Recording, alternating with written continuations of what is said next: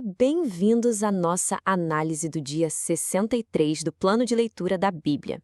Hoje a gente vai descobrir uma conexão bem surpreendente entre as leituras.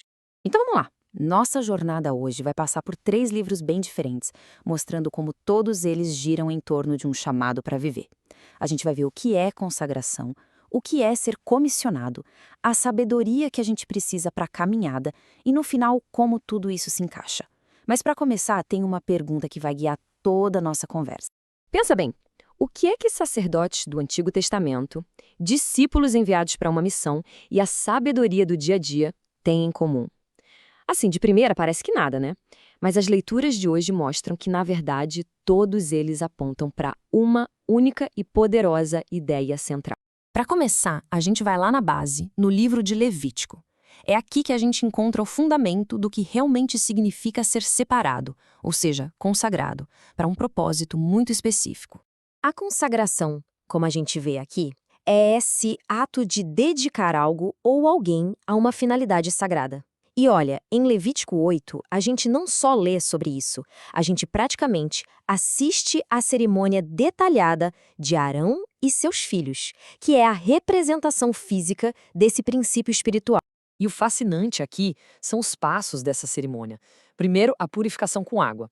Depois, eles são vestidos com aquelas roupas especiais. Aí vem a unção com óleo e, por fim, os sacrifícios. Cada etapa era um ato pensado para separar metodicamente os sacerdotes para o seu papel único diante de Deus e do povo.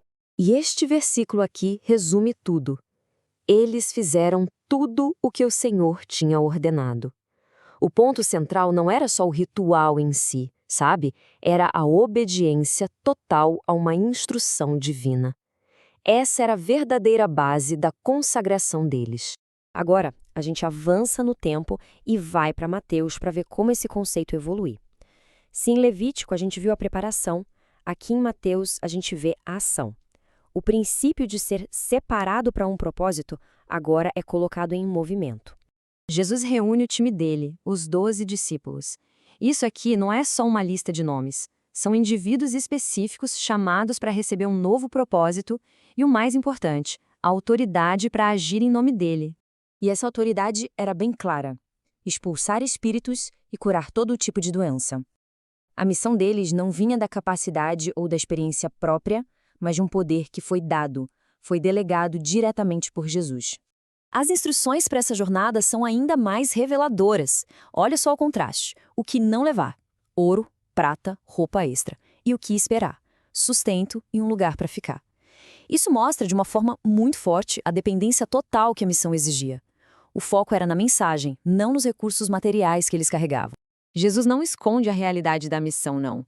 Ele diz: eu estou enviando vocês como ovelhas no meio de lobos. É um alerta claro sobre os perigos, mas que vem junto com uma instrução bem precisa. Sejam espertos como as serpentes e simples como as pombas. É uma combinação de sabedoria e pureza de coração. Ok, então a gente já viu a consagração em Levítico e a missão em Mateus. E Provérbios, onde é que entra nessa história? Bem, Provérbios nos dá a sabedoria prática para a caminhada. É o como fazer dessa vida com propósito no dia a dia.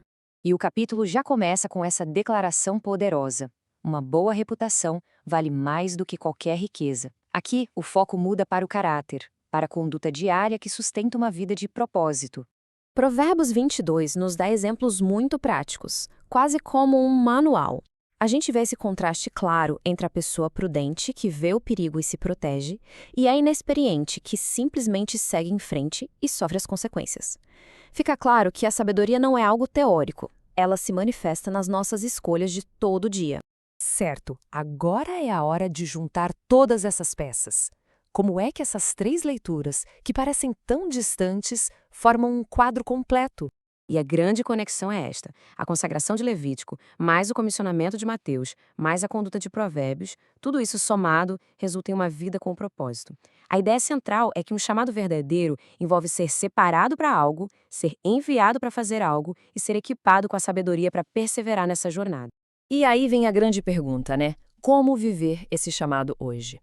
As leituras nos mostram que não é uma coisa só, mas uma combinação poderosa de dedicação interior, de ação no mundo e da busca constante por sabedoria no nosso dia a dia. Se essa análise ajudou a conectar os pontos, fica aqui um convite rápido. Curta esta apresentação e siga o canal Pneuma BR para continuar acompanhando as nossas explorações diárias. E, para a gente terminar, fica uma reflexão.